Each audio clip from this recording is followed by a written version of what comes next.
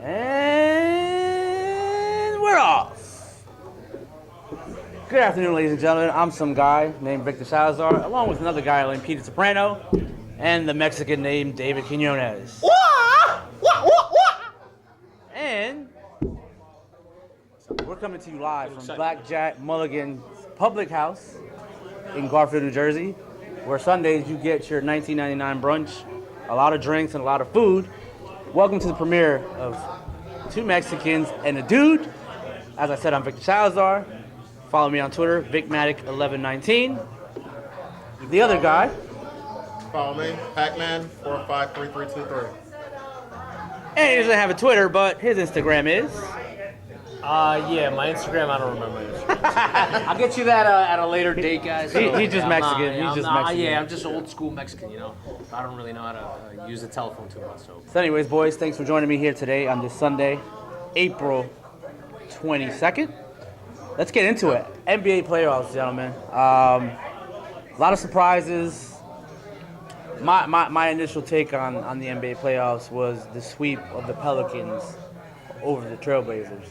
I mean, I think Anthony Davis is bringing himself into the light. If people don't know it, he's a top 5 player in the NBA. Yeah. I think they know now. What are your thoughts on that, Peter? Well, the thing about Anthony Davis, I said a couple years ago that he was going to be the best player in the league in a couple years, and he's kind of proven me right. He can do everything, and the thing that he has over some of the other superstars in the league right now is he actually plays defense. He can control a game with just his defense and rebounding, and that's the kind of thing you want out of your superstar player. I was very surprised that Portland almost kind of laid down during that series, and Anthony Davis just completely took over. Between him and Jrue Holiday, they were just unbelievable. Now, what were your thoughts on Damian Lillard and his postseason? You know what? For somebody who had some people call it an MVP type season, he was very disappointing in the playoffs. He pretty much was nothing. You didn't see him really stand out. He really didn't do anything. So I was very surprised at how he done. And everybody says that he's supposed to be a top 5 point guard, but he didn't play like it during the playoffs. So, David, second round, they're going to play the Golden State Warriors. yep. Golden State Warriors may not have Steph Curry in the second round. Give me your thoughts on that matchup. I mean, I think it's going to be a good matchup. Again, like I said, like you guys were saying about the the Pelicans. I mean, I think they're having a great run right now. I like to mention Rondo too. Yeah. You know, Rondo is just Playoff Rondo. playoff Rondo now. Yeah. You know, and I know a lot of people thought he was probably dead or he wasn't even that great of a player anymore. But look at him now, coming out. I think it's going to be a good series. Obviously Golden State stacked too, even without Steph Curry. They're still going to be a strong team. So hopefully, we'll see, a Game 6, Game 7. It'll be really, really exciting. And that's what NBA playoffs is about. Just excitement. Hopefully, again, we'll see more Game 6s and Game 7s. So it can get down to the wire, and then you'll have that nice playoff feel like back in the day. Well, I'm surprised that Kawhi Leonard not playing one game in these playoffs. San Antonio Spurs are going through a lot right now, obviously with the death of Pop's wife, Kawhi not being there. What's your outlook on the San Antonio Spurs right now? And is the dynasty and that great run? I mean, it's not a dynasty anymore, but it's that great run of Pop over. Yeah, I think it is. I think you can see it actually starting to happen from last year. That they tried their best against Golden State, but when Kawhi got hurt, they were completely done. You can kind of see the same thing happening this year. They weren't really high ranked in the playoffs or anything like that. I think they're done. I think they may look to possibly trade Kawhi in the offseason, and that'll be completely the sign that it's done. And Popovich, he's getting up there where you can see him actually retiring soon. I don't think he's a guy that's going to coach for another 5-10 years. I think he's somebody that, with what's just happening personally in his life, he may decide to give it maybe one more go, and he may be done next year or two. So there's no chance he'll coach the Knicks? I'm just kidding. That was just I'm a Knicks fan. You should have just got Phil Jackson. I mean, I know Leonard's been connected to the Knicks, right? They've been saying that in the media, right? But, yeah. And I know they said Pop when Duncan retires, right? Pop's probably going to retire too. So Yeah. we'll see. We'll see if that happens. The thing about Kawhi, everybody's going to be going after him. He's going to be probably the top free agent in 2019. So everybody's going to try to trade for him next year because you can't keep a superstar until his final year because then you get no value for him. So you got to trade him the year before. So this offseason is going to be very interesting to see what the Spurs do.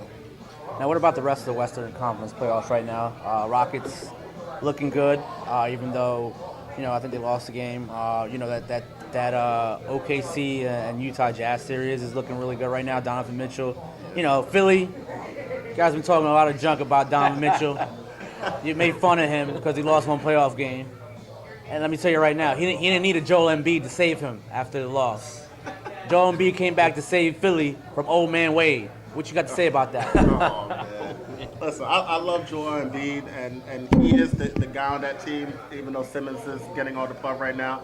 But Donovan Mitchell has playoff Rubio on his team. Playoff Rubio? Playoff Rubio. Rubio got a triple-double last night. He had another good game in Game 2. Is that more about Russ just being unfocused? Because you heard what Russ said, Yeah, I right? He heard said Russ he say- ain't doing that shit again. Yeah, he said he's shutting that shit down. But you know what? If he's really the superstar that everybody thinks he is, he should have shut it down in Game 3 when Rubio was busting his ass. Good point.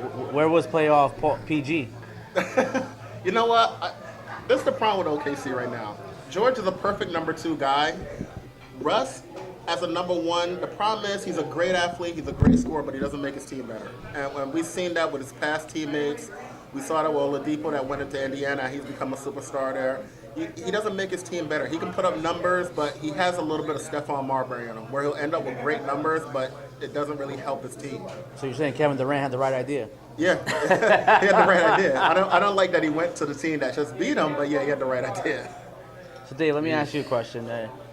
You think this is Houston's year to dethrone the Golden State Warriors? I mean, I hope so. I mean, to be honest with you, I like Houston a lot. I like what they bring to the table.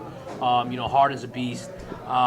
He deserves it. I mean, for me, in my opinion, I think he's the best player in the league. Whoa, James Harden's the best player in the league? I think so. I think if you look at his numbers, I think you had a lot of tequila yesterday. what he brings to the table, and I mean, I hope they can. I hope they can make it to the championships. I think that him in the combination of what's his face? His favorite player, Chris Paul. Chris His favorite Paul. My player. favorite Chris player. Paul. Favorite player. I think that's a great 1-2 punch, and hopefully they can make it to the finals and hopefully finally break through and win that championship. Chris Paul is the reason why I don't think they can make it to the championship. Chris Paul is the ultimate playoff choker. For somebody who's been considered the best point guard in the league for so long, He's so he good, has though. never even made it to a He almost blew the last game with Yeah, that turn. what are you doing? You're up and late in the game and you're throwing it cross court to throw it away. And give him But another when he's chance to so win the good, game. he's so good. And he though, did the so. same thing against OKC when OKC won the championship. He can't even get to the Western Conference championship, much less the NBA It's Finals. too much of those State Farm NSYNC commercials. So. Yeah, but sometimes he just looks incredible. Like I don't know if you guys remember that layup he put that went like all the way, it hit almost the Oh, yeah, ceiling of the it damn went out. arena, and it just went right in. I mean, he's an incredible player. Just don't trust him with pressure. But That's just it. some Oh, boneheaded. there's going to be pressure. They're going to have to. Carter's gonna keep Oh the ball in his yeah, hand. the pressure's only going to get worse as you get closer to that championship. So. But what do you? I mean, in regards to the teams that are down 2-1 right now, like the OKC Thunder, like the Minnesota Timberwolves. What are your thoughts on those two teams and their chances of coming back? I think Minnesota's big chance is going to have to win Game 4 because, first of all, if either team loses Game 4 down 2-1, you're probably out anyway. But I think Minnesota has a tougher challenge because Houston is so good. I think Houston, regular season, they were the best team. I think right now they're the best team. They showed a little bit of chink in the armor last game, but I think they're still good enough to pull through that series. But Utah is playing really good right now, and I think they're going to win Game 4. And winning Game 4, they're going to be up 3-1 OKC. OKC is really not looking like that. They have the chemistry that they wanted when they put those three guys together with Melo, George, and Russ. And what are your thoughts on OKC being down 2-1 right now to a relatively unknown Utah Jazz team Ugly jerseys. with ugly jerseys? I mean, they had hot rod jerseys the other Ugly day. jerseys. I remember the Utah Jazz being purple. Where'd they come out with this red? But what are your thoughts on OKC weathering this storm, being down 2-1, losing home court? I mean- with three superstars on the team. I mean, Melo might be older, but he's still considered a superstar. Yeah, he is. Or a star. All right, a star. Let's not say superstar anymore. I mean, that's the beauty in the playoffs, right? I mean, they say once you make the playoffs, whatever happened before regular season is pretty much out the door. Playoffs are playoffs, and when people come to play, that's when people have the opportunity to shine. So, again, you could have 5 superstars on your team, but that doesn't guarantee that you're going to win a series. What guarantees you winning? For me, when a team gets hot at the right time, anything is possible, and you're seeing it, especially with that series right now. So again, that's the beauty. That's the beauty of the playoffs. Anything is possible. If your team gets hot at the right time, you know your players are in sync and they trust each other and they're willing to go to hell with each other. Then hey, anything is possible. So And we're spending a lot of time in the Western Conference just because we just don't know who is going to come out of the Western Conference. But not too long ago, in the Eastern Conference, the Cleveland Cavaliers were shooed in to facing whoever came out the West. Tell me what's going on in the Indiana Pacers series. I am shocked. I actually am. As much as I will take my shots at Cleveland and their star player, what's his name again? I like to call him a bitch James. Wow, that's so vulgar of you. Oh man. I could Little get. bitch. Listen, if you're 6'9", 270 pounds, you shouldn't be getting knocked over by a 6'1", 180-pound point guard. Like, he acts like he gets shot every time he gets tapped. So, call him a bitch James. Complains every second, even though he gets every call. I could go off on him for a whole show, so we can stop that part. But the thing about Indiana is they're playing like they have nothing to lose, which they don't. Nobody expects them to win the series. Everybody said Cleveland's going to find a way to get by them. I think that was probably the biggest margin of all the series in the first round, that they said, all right, Cleveland's just going to move on, ignore that. I even said ignore that series, but Indiana's going completely all out, and if they're at home for a chance to take a 3-1 lead, and that's huge over a team, Cleveland, who is completely disoriented right now. They have no chemistry. They seem like they want to just get away and get to the all season. LeBron isn't even getting back on defense. He looks like he just wants to get out of town, period. So I think we may be seeing him playing his last games in Cleveland. Do you think LeBron's leaving town if they lose the series, or just in general if they don't? Even if they win the championship, which I think is a long shot, I don't think they can beat any team in the West that comes out of the West, and they might not beat any team in the East right now, whether it be Toronto, Philly, or in their current matchup with the Indiana Pacers. Yeah, I think to be honest with you, I think no matter what the outcome, you're gonna see. This is the last you're gonna see of LeBron James in Cleveland, especially when they started trading off all those players. You know, you heard in the media he was pretty much opposed to it, and Cleveland pretty much said, "Who cares? You know, we're gonna do what we need to do."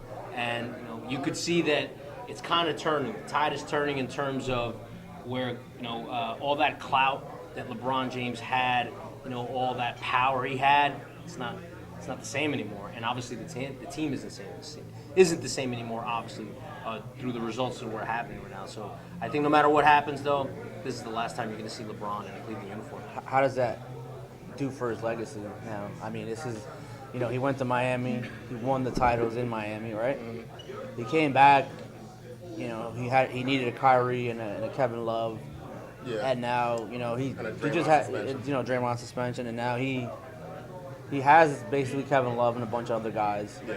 But I mean, if he doesn't even make it to the Eastern Conference Finals, where does that leave his legacy if he leaves right after this? It's going to make it, I mean, listen, the people that love him are going to love him no matter what. They're going to say he already has his accomplishments, doesn't matter what happens from here on out. But the people that may be on the balance in being with him, they're not going to like him as much. I mean, they're going to say, listen, you pretty much pushed Kyrie Irving, who hit the game winner to win you a championship. You pushed him out of town, and now it wasn't because he said the Earth was flat. No, it wasn't. Oh, okay. It may have been actually. That may have been part of it. That's really stupid. That might have been part Yeah, of that it. was stupid. But yeah, you pushed him out, and now he ends up being a higher seed than you, even though they're losing to Milwaukee right now. But they're a higher seed than you. They probably wouldn't be losing if Kyrie was actually playing. And you're about to be down 3-1 to the Indiana Pacers, who weren't even supposed to make the playoffs this year. Like, people can name Miles Turner, and now you see the breakout year from Oladipo, but you can't really name players on the Indiana Pacers squad right now. So they're beating. So you can't. I know Solomon Hill because he went to Arizona. Yeah, he went to Solomon. How many minutes a game is he playing though? Maybe like 4. 4 minutes. I don't know anyone Those else. tough 4 minutes. I think it was 3.5. Is Tyler Hansborough still on the team? I don't know. Austin Crozier. It may be in the G League or something. My boy Austin Crozier. Oh God, that's a name. Who else is on the team? I only know Oladipo. Don't they have that Sabonis kid or? They got Collison. Oh, Collinson. They got Collison. Who I like. I like Collison. All right, okay. Didn't they bring Reggie Miller Yeah, back? they do have Sabonis. They do have Reggie Miller, Sabonis, no, right? isn't Reggie Miller back? I like They Sabonis. need Reggie Miller. I like Sabonis. I do too. OKC traded him, and now he's turned out being pretty good too. Every trade that looks to be good with OKC, they end up screwing up on. So I don't know what's up wrong with them. But yeah, I think they're going to be everything's going to be changed now in the NBA because in the Eastern Conference you can see almost handing off to the teams like Boston, the teams like the Sixers, and teams that were previously up there. Even though Toronto still is up there, I don't have any belief in Toronto yet. So and they haven't proved it yet. They still have the same two players, and neither one of them, when they go up against a big team, ever wins. So Toronto has to prove everybody wrong, and so far they haven't been able to. So you can see everything changing over in the East now. Listen, I only rag on the Sixers because their fans are just shitting on Donovan Mitchell. Not deserving just because he came out with a stupid shirt that says I'm a rookie. Yeah. And, Ben Simmons said, I think the Sixers have the most complete team in the East.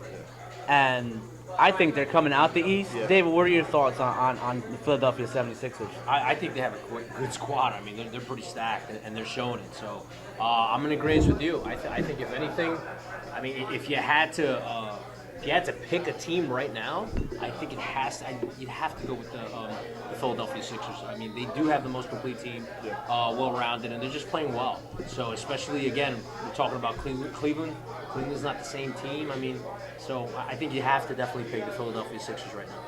So being that this is our first show, gun to your head, and I'm not an NRA guy, so I'm just saying, gun to your head.